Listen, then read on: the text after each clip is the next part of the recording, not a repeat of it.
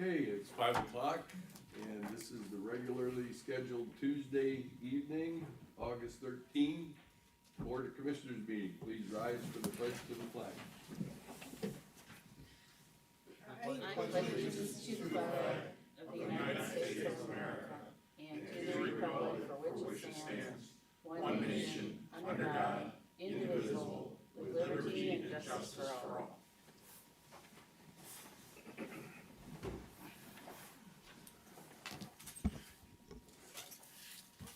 Commissioner Riddell. Here. Commissioner Moore. Here. Commissioner Hung. Here. You have a quorum. Under resolutions number 1, investments.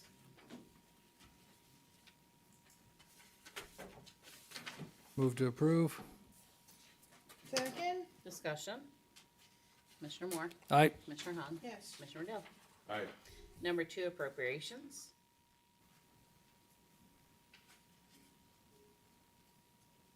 Move to approve.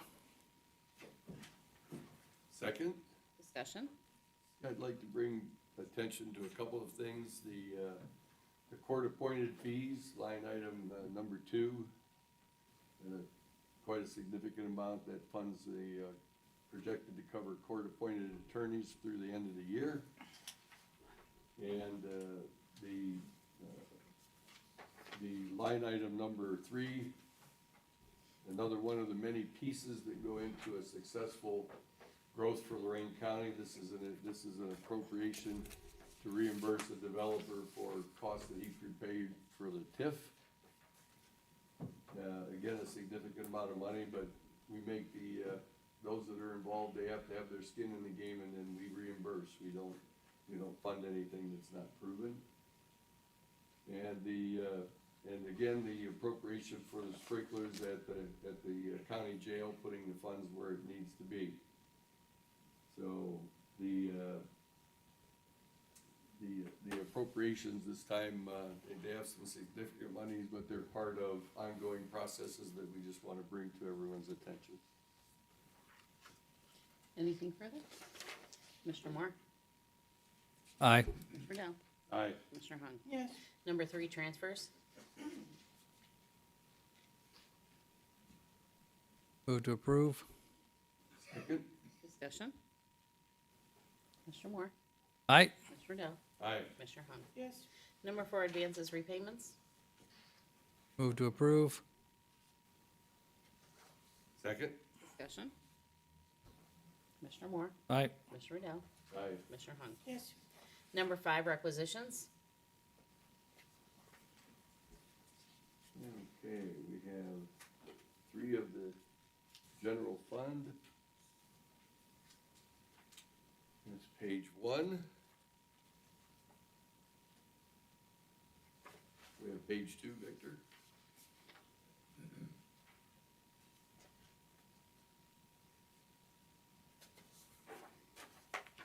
And page 3.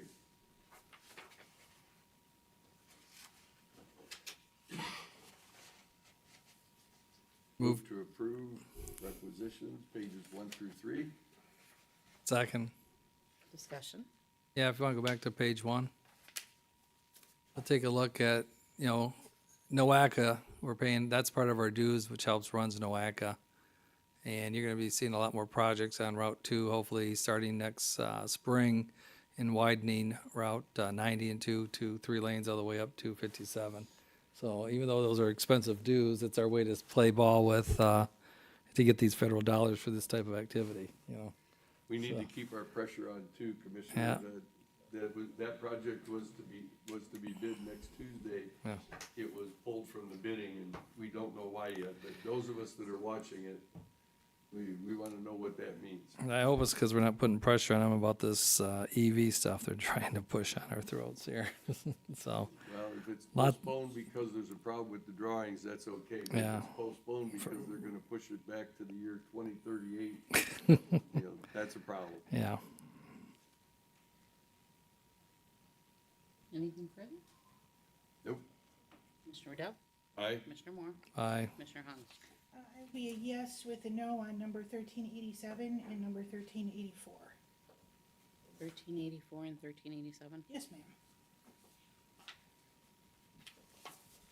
Number 6, travel.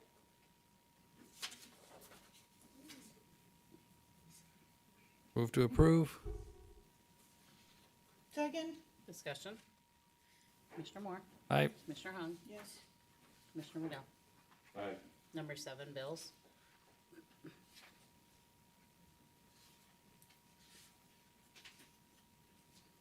That's page 1, general fund. We have 3 of special revenue funds. Do we have the next one, Victor?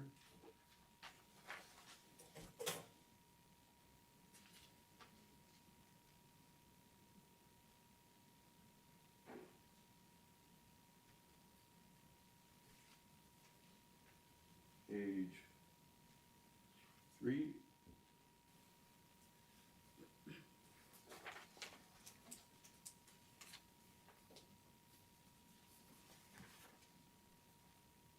And the last one, page 4.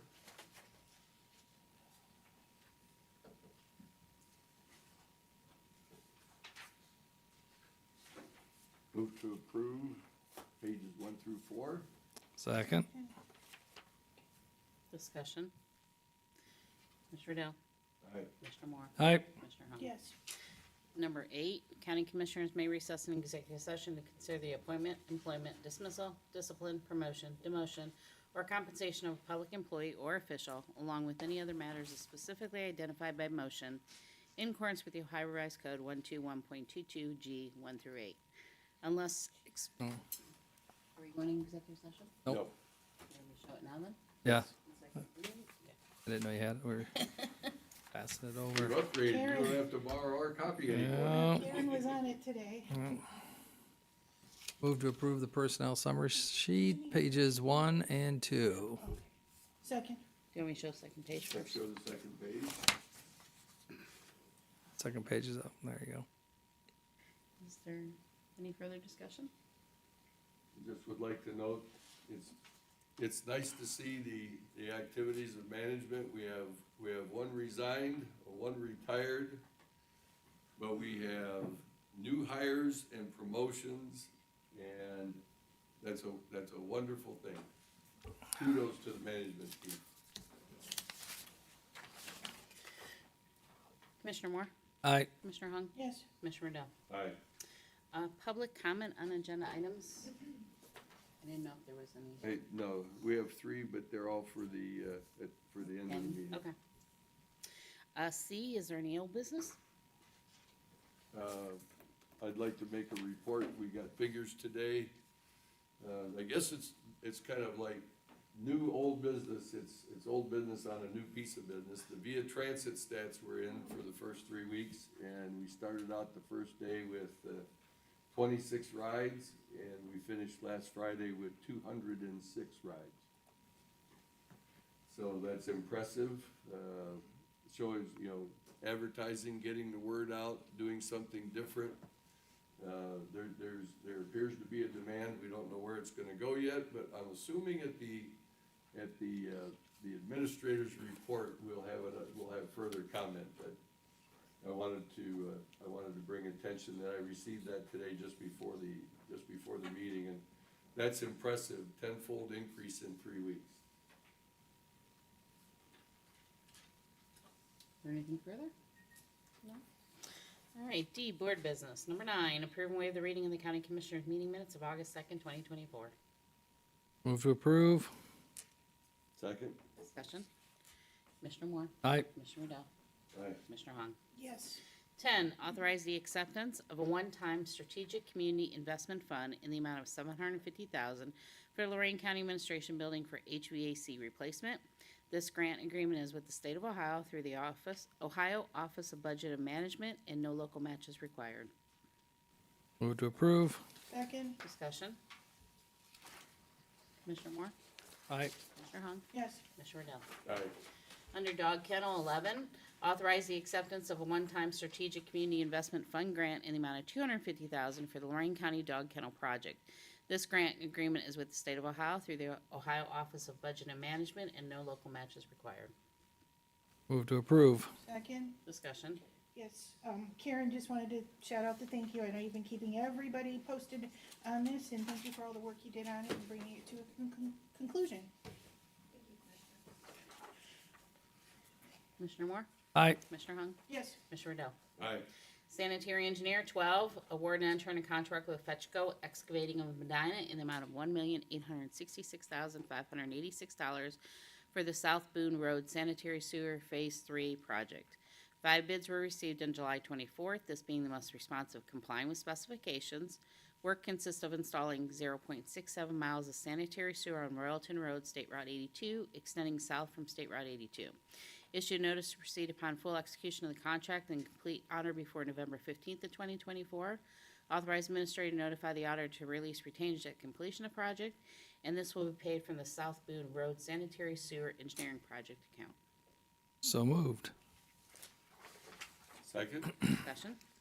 Yes, I'd like to point out, since we don't have anybody here from the engineer's office this evening, that the 5 bids were received, and the difference between the first and second bidder was $11,000 on $1,008,000 of work.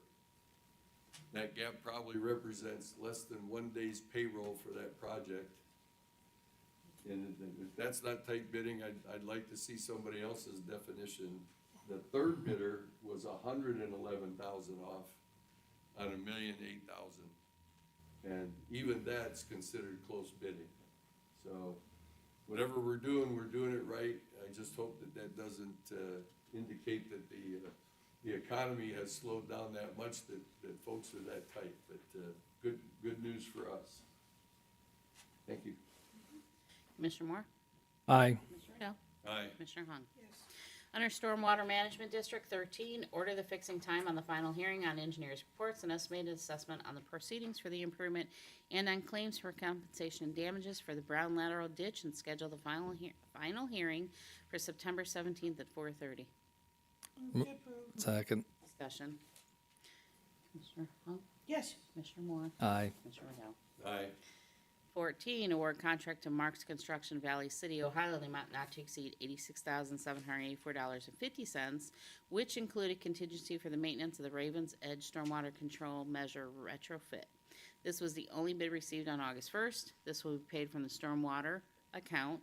Authorize the release of retention upon completion of the construction and the satisfaction of the construction administrator and stormwater district. So moved. Second? Discussion? I think it's Ravine's Edge. What did I say? Raven. Ravines, yes.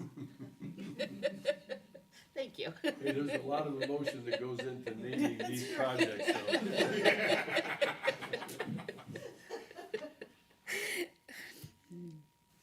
Anything further? Commissioner Moore? Aye. Commissioner Riddell? Aye. Commissioner Hung? yes, Under the engineer, 15, authorize county engineer to prepare, sign, and submit funding applications to OPWC District 9 Integrating Committee for Round 39 infrastructure improvements as follows. 1, Nickel Plate Diagonal Road reconstruction, estimated project cost is $385,000. OPWC funding is $284,900. Local funding will be made available from the MVGT engineer project account. 2, Pile South Amherst Road resurfacing, South Amherst Village Corp to State Route 511. Estimated cost is $2,575,120. OPWC funding is $515,024. NOACA funding is $1,778,415. Local funding will be made available from the MVGT engineering project accounts. 3, Chestnut Ridge Road safety improvement, Elyria to North Ridgeville. Corporation limit, estimated project cost is $789,050. OPWC funding is $157,810.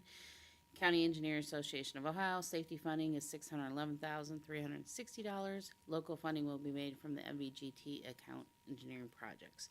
4, Overland Elyria Road roundabout, estimated project cost is $1,749,840. OPWC funding request is $349,968.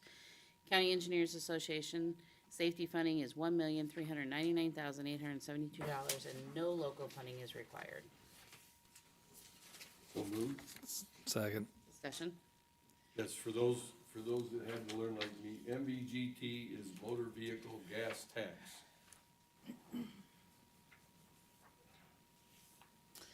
Commissioner Riddell. Aye. Commissioner Moore. Aye. Commissioner Hung. Yes. 16, amend Resolution 2499 adopted February 13th of 2024, awarding and entering in contract with Coasting Construction Company, Elyria, for the Middle Ridge Road resurfacing project to reflect a non-federal eligible cost of $2,847.68 to fully fund the project.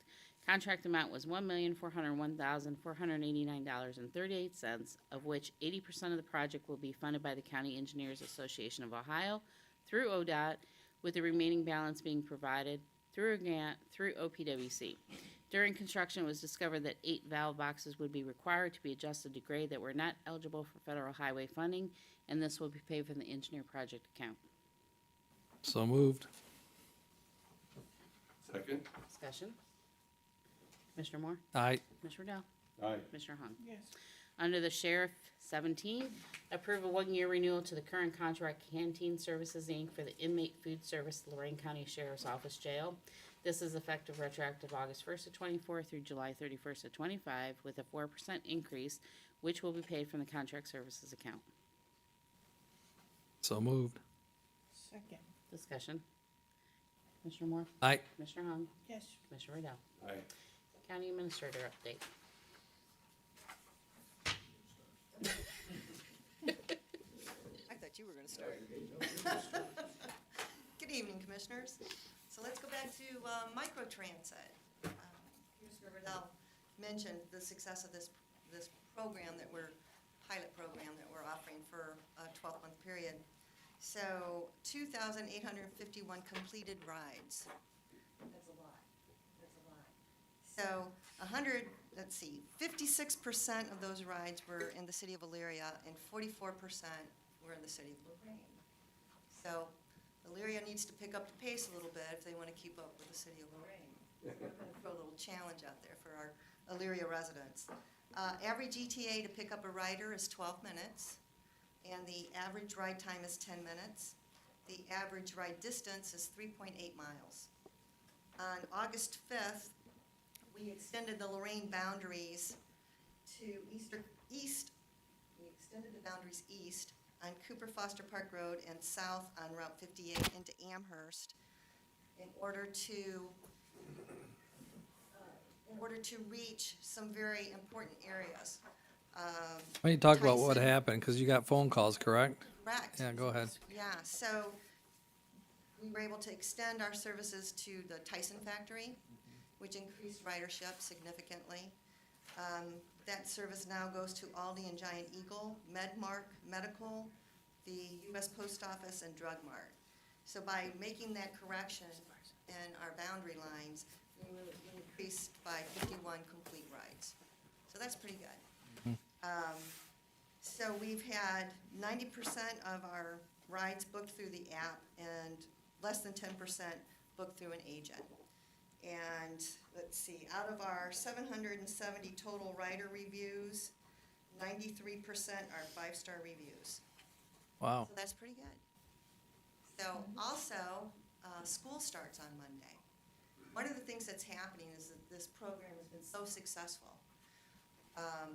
We're actually ramping up to maximum number of vehicles on the road by Monday in order to support school.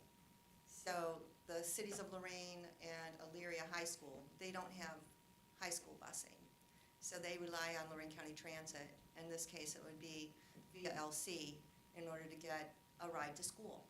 So we've planned on ramping up to full capacity by Monday in order to accommodate Elyria schools, which starts on Monday, and also LCCC. So their fall session starts soon. So we're hoping, again, that we're going to have another increase in ridership and be able to help the community get people from home to where they need to go for the day. Also, we'll go back a little bit. We accepted our grant monies for the dog kennel project. So some of our residents may have seen on the news that our kennel is at full capacity. And so right now we have 29 dogs in our kennel. And we have taken in 436 dogs so far this year. So I got a little message from our dog warden. We're looking to, the public to maybe come out to the kennel and adopt a dog. Right now, the cost to adopt a dog is $106, and that includes spay or neuter, 2 vaccines, one is for parvo and one is for kennel cough, plus a 2024 Lorain County dog license. So the warden has also wanted me to thank the Board of Commissioners for their support, and also the volunteers, rescues, and social media that helps them find forever homes for their puppies, and that they couldn't do it without all of our help. So the kennel is open Tuesday through Wednesdays, 10 to 6 p.m., Thursday and Saturday, 10 to 4:30, and they're closed on Sunday and Monday. The dog kennel is located at 301 Hathaway Street, and their telephone number is 440-326-5995. So I'd like to encourage folks to visit our kennel and perhaps adopt a dog. So how many do you have? 29? 29, And that puts us at capacity? yes, sir. Okay. That's the I've been reason for talking, the yeah, I've been addition. talking to you quite a bit about this. What bothers me is that we're charging everybody, we're at capacity, we're charging $106, and then how much is it licensed? $26 $26 for for 24? If you remember that, yeah. With the boards, we've talked about this in the past about waiving certain fees. And, since we're at capacity, I think it'd be a heck of a lot cheaper to waive the $106 for maybe between now and the rest of the year. If we could probably work on that with the board's permission for maybe this Friday to do something to like maybe suspend just to alleviate the pressures at the dog pound. I don't know if that would help or, If I could recommend, I think we should still require a dog license for a full year at $26. oh yeah. and Well, I was then thinking the waive $106, adoption fees. So I think that 106 includes that. No, it says plus. Yeah. dog License, yeah. Well, we've talked about this in the past about doing something to alleviate some of the costs,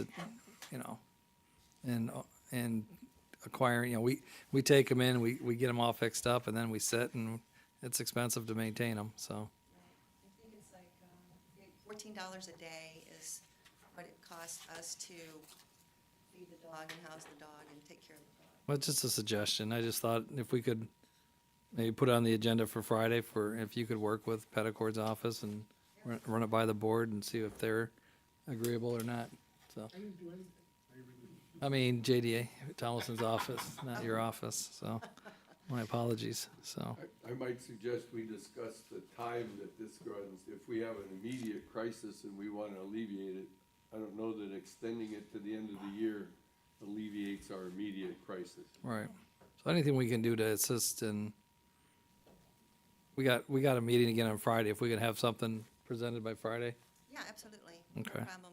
Maybe like a 90-day rate holiday to kind of agree with Commissioner Riddell. And maybe, is Chris, well, I don't know, I shouldn't assume who's doing the website for the dog kennel, but the person who is responsible for the dog kennel website maybe have a dog of the week, or the dog that's been there the longest featured on our Sure. website? I believe that's a volunteer, Tori Mittler, Oh, that does the dog warden's website. She does an awesome job. okay, great. I'm sure, yeah, I see on Facebook. You want to feature a dog of the month? Well, I think they do that when they feature the ones that have been there the longest. Yeah. Do a good The job. only thing is, might not want to disclose who's been there the longest, it might cause somebody to say, how come? Well, the main thing is if we can work on it and have something by Friday, it'd be nice, Right. just to alleviate the pressures. Yep. So, Great idea, Commissioner. thanks. Thank you. Mr. Aaron Brewster? Aaron Brewster, wow. So VIA has been so wildly successful. The comments that I've heard in other communities, other than Elyria and Lorain, is why not us? That's what we wanted, right? That's what we wanted, except for this is a $2.5 million grant that we got. Is that correct? It was, I think, 7. These are federal dollars, and it is, what, 1.2 in Lorain, about $1 million in Lorain. So pretty close. But it was multiple years and, Recognize this is only 1 year. right. So, I've said, look, this is a 1-year grant that we get. I'm not sure what's gonna happen at the end, but the objective to begin with, those communities would either apply for for more grants and whatever, but we run the bus, we run our transit vehicles. So remember, and all of us do remember other people outside of Elyria, Lorain, but it is so wildly successful. It's getting a lot of attention, the VIA. So Well, but what we need to do is start analyzing our fixed routes and seeing how much usage they're getting. And that, cause what's our budget? Our budget's around 5 mil, right, Right, roughly. right. So my goal was to say, okay, how can we still receive the federal dollars, maintaining the 5 mil, and slowly convert us over to, I would say, a modern system of transportation, which seems a lot more successful than the fixed route system of 2-hour waits, So, I mean, I don't know, I thought VIA was gonna have real-time stats, which you're providing with us, but what about, are they gonna be able to give us some real-time stats on the fixed routes too? Yes. And I think VIA's that's what not- we should be looking at. Right, on a- right. So VIA is basically that's a pilot program. Mm-hmm. It's turnkey. They're taking care of everything for us. For the fixed routes, Lorain County Transit buses, the commissioners may remember that we've purchased additional software. We now have geotab services on those buses, so we can actually see where the buses are and where they're going, how long it's going to be before they get to the next bus stop. Gathering that data, again, like you said, Commissioner, in order for us to use that and make us create a more modern transit system for Lorain County. Lorain County is unique, I think, in a lot of ways, but specifically because the northern part of our county is more populated, the people are more close together. The southern parts of the county are not. And it takes a long time to get a bus from Lorain to Huntington Township, so. But that's where Dial-A-Ride can come in That's what we need to and, rethink, do we really need to get those routes all the way around and about? So what's the most efficient way of doing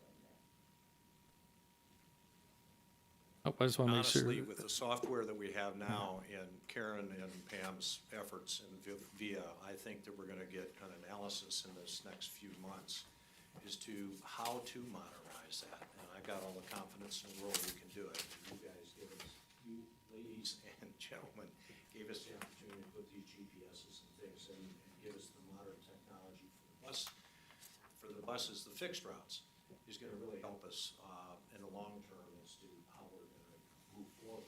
Well, I think if we're gonna be asking for grant money and we have this kind of data as you're asking for grant money, it just justifies why we're moving in a certain direction.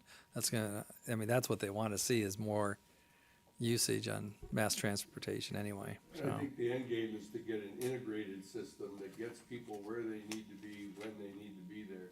I would caution, I'm a little curious about ramping up for the school kids. The schools, the school system, for whatever reason, has decided that they're not busing the high school students, and while there may be some need for that, I wanna be careful that our students who are younger and more fit are not gonna clog up the system for the older adults that are trying to get to work and doctor's appointments and so forth, so. And that, I'd like us to tread very carefully there. and that is actually the reason to ramp up. And we're also notifying our riders that they need to think about when they're booking their rides. So instead of competing with the early morning riders with the school, if you can schedule your doctor's appointment for after that busy hour of school drop-offs, the service will be more efficient for you. So the idea is to keep that service efficient for those that ride it regularly and anticipate the additional ridership that we're gonna have at the beginning of the day. Well, I always had a full car going to high school when I was there, and my reward for the gas money was I never bought a pop after school. I must be too old. I rode my bike to high school. I was gonna ask if there were cars. And I was, I'm like, They're probably, no, we had an Uga, we had a Model T that used to go down and sell vegetables out of it. They used to, Uga. You knew he was there. that's gonna be the Facebook post over and over. Dates- Jeff going, ooga, ooga, ooga. Yeah, it is on video. It's on tape, it's on Yeah, YouTube. yeah. Mr. Rodino. I think we have living proof that Mr. Armbruster having the flu is still on drugs.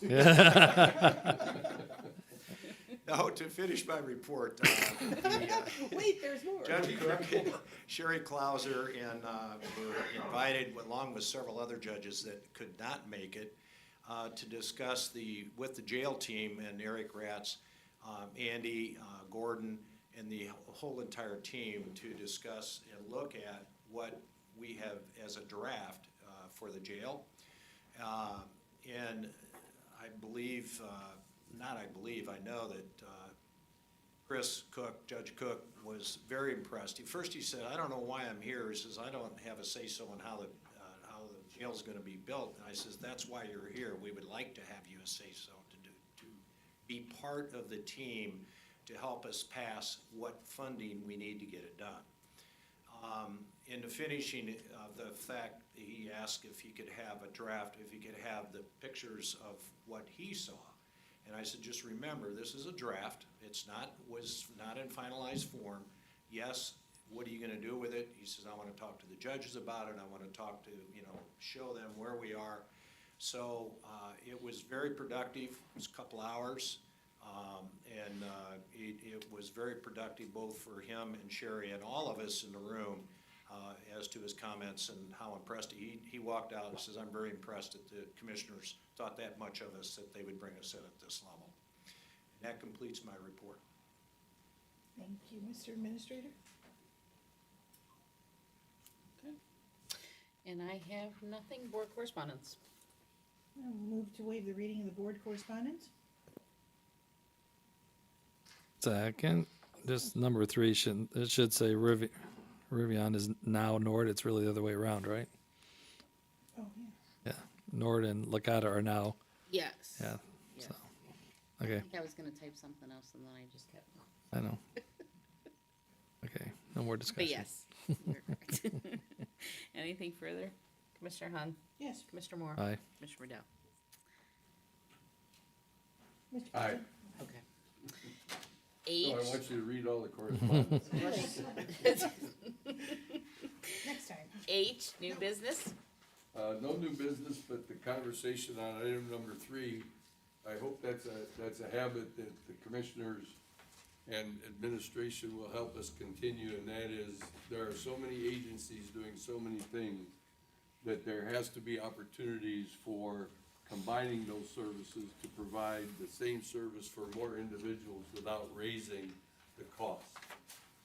So I think we need to continue to look for those avenues of collaboration as we go forward. Had a conversation today with Jacob over at the Veterans, because they run a whole ride system, and they have opportunities that if we identify veterans that are using our system instead of theirs, there's a revenue source for us. So we need to continually look for how can we improve things without raising further taxes or fees. And the Rivian combination is a nonprofit combination and is unique in that when's the last time any of us could remember two nonprofits combined? So accolades to the folks over at the Nord Center and Licata Way. Is there public comment? I believe there was.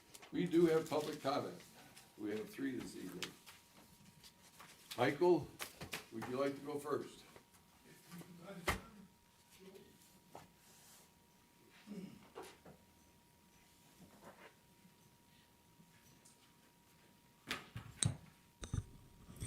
Michael Carlo, 320 Alberta, Vermilion. Good evening, Mr. President, Commissioners.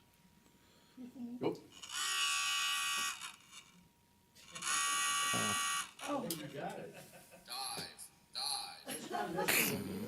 No, sorry, now I won't be able to shut it off. They're gonna- You couldn't turn it off. Son of a gun! Timing his time. There we go.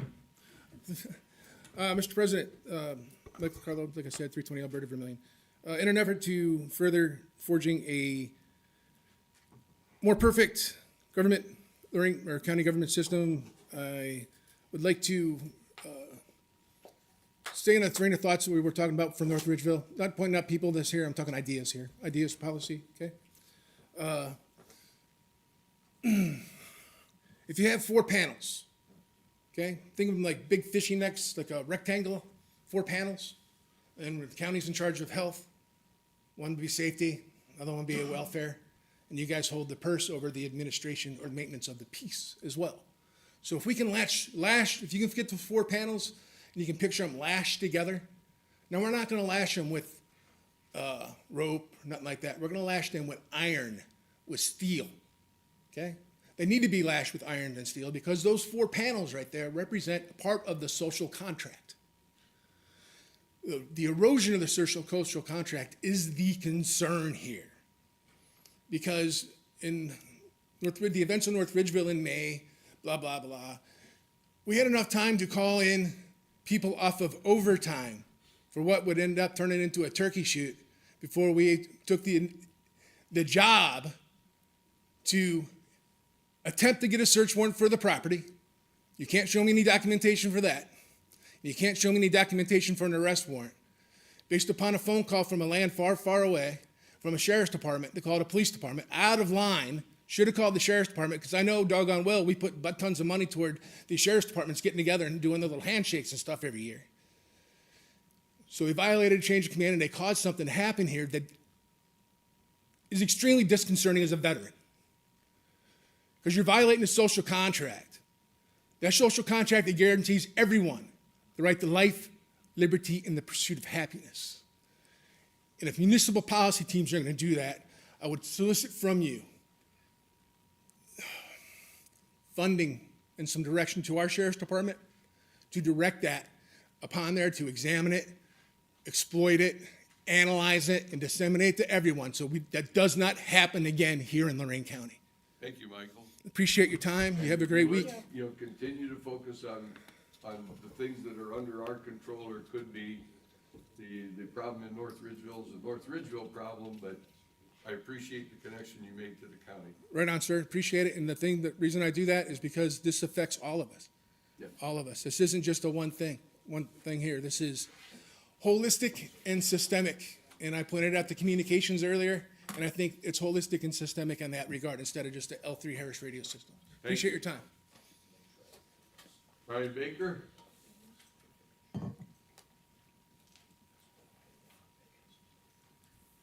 Good evening, Commissioners. Brian Baker, 49822 Greystone Drive, Brownhill Township. I come up here to ask a question is, I have a public request for information in since May 22nd. I had some dialogue with Mr. Petticourt. My last correspondence on any of this request for information was June 13th. That's 2 months. I asked for emails, and I asked for text messages from 6 people. Mr. Petticourt told me that the text messages was a problem. I've been waiting 2 months now to get those.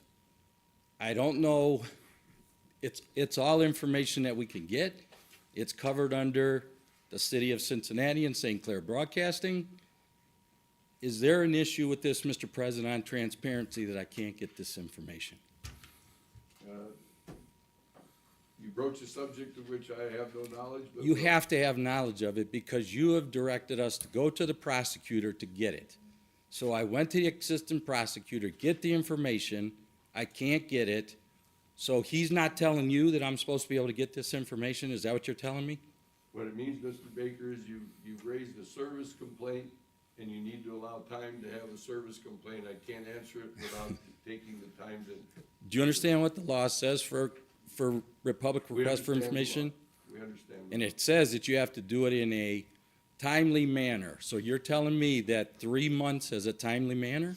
I I don't think know that's the- what it says, doesn't it, I Dan? don't know the full breadth of your request, but I'll be happy to give you this after the meeting, Mr. Petticourt. because I was told that your phone is why I can't get the text messages. That's what I was told. Because you have an Android and it doesn't work with iPhones. That's what I was told on the system, you told me. Yeah. So I don't know, but I'm just asking, what do I have to do next to get this information? We will proceed with your request. So I have to come back Friday and address you again to see if you got it? The prosecutor's office will respond to your service complaint. Okay, well, thank you.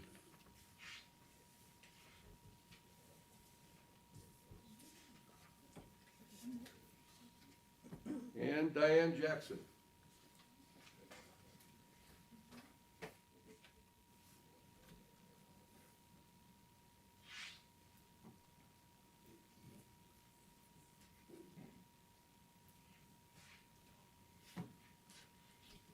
Hello, I'm Diane Jackson. I'm from Oberlin, Ohio, and I'm here really for my neighbors because just a few of us have found out there might be some development out by us. And where they're developing is been zoned agricultural, and we're just having trouble processing it. So some of my neighbors live along Russia Road on the end of the airport, west of the airport. So the property along is just a big cornfield west of the airport. But there's going to be some development, as we've been told. And most of these neighbors along this road on Russia, there's about 6 or 7 homes, have no idea what is happening. So I've kind of come up here to just put forward how they feel about it. I actually haven't talked to many of them. It's actually my sister-in-law who knows them. But she's with a vet tonight, so I'm here in her place. But I wanted to point out that some of the industries that we're talking about putting in there are really noisy, like it's suggested a chip factory. And they're very noisy because they have a lot of fans and cooling systems, and they have to make a lot of effort in keeping, if they put that in a residential area, they have to keep it very quiet.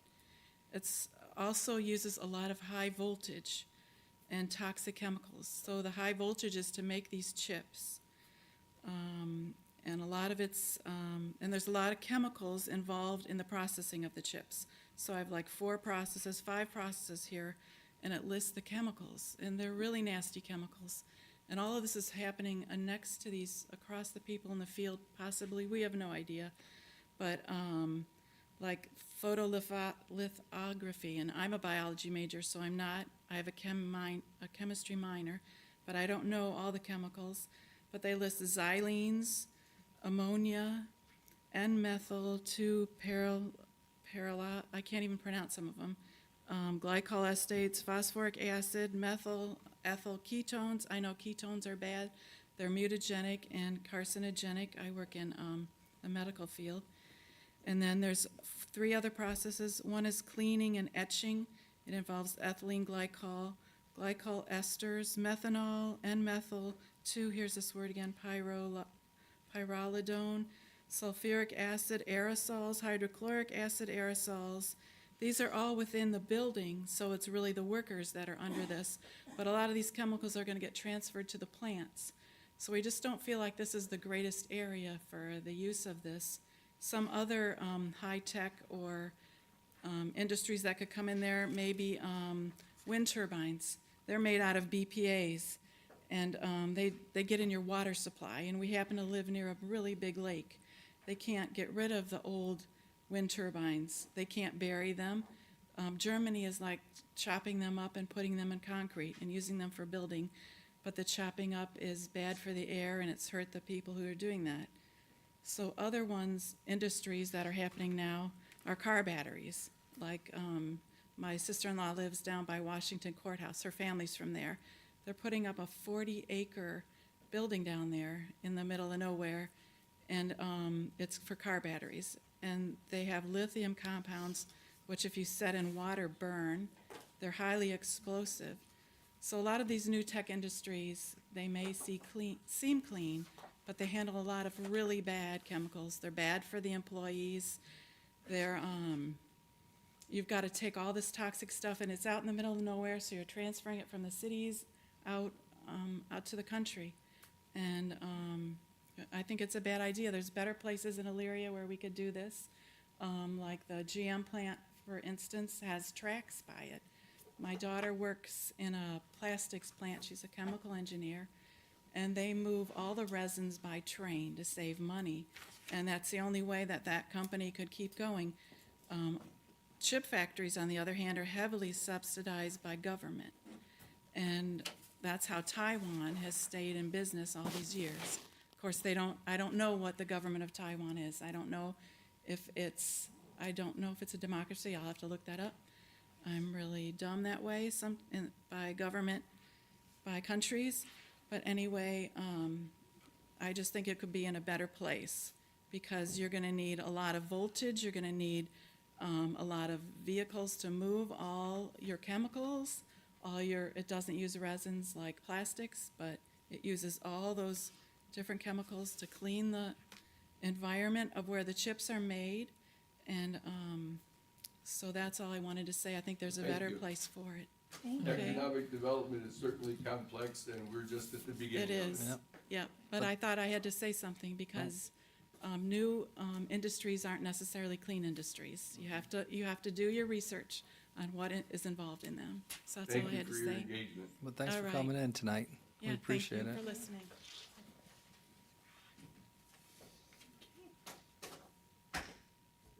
And the meeting is adjourned. Thanks for coming in.